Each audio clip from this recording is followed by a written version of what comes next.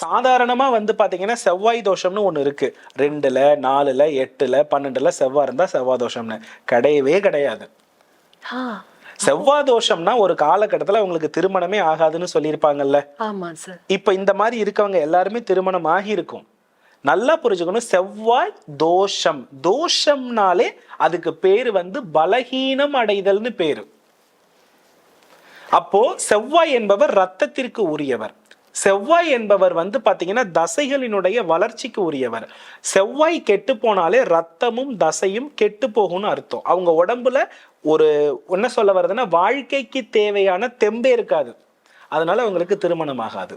அப்ப செவ்வாய் வந்து டிகிரி வைஸ் சனியோட கேதுவோட தொடர்பாகிடுச்சுன்னா அவங்க உடம்புல நோய் எதிர்ப்பு சக்தியே இருக்காது, ரத்தோட்டமே நல்லா இருக்காது. அதனால அவங்களுக்கு திருமண வாழ்க்கையின் மேல நாட்டம் இருக்காது. இதுக்கு பேரு தான் செவ்வாய் தோஷம். ஓ, இத அப்படியே மாத்தி 2ஆம் இடம் 4ஆம் இடம் 8ஆம் இடம் 12ல இருக்குன்னு சொல்லி அதுல பல குழப்பம், பல பரிகாரம் வேற செய்ய பல வச்சு, பரிகாரம் வேற. பாடாப்படுத்தி. அப்போ நல்லா புரிஞ்சுக்கணும், தோஷம் என்றால் கிரகம் பலகீனம் அடைந்திருக்கிறது பேருதான் தோஷம். கிரகத்தை பலகீனப்படுத்தக்கூடிய கிரகங்கள் 2, ஒன்னு சனி, இன்னொன்னு கேது. இவங்க டிகிரி வைஸ் எந்த கிரகத்தோடு தொடர்பாகி இருக்கிறாங்களோ அந்த கிரகம் போர்க்களத்தின் தன் பலத்தை இழந்திருக்கிறது.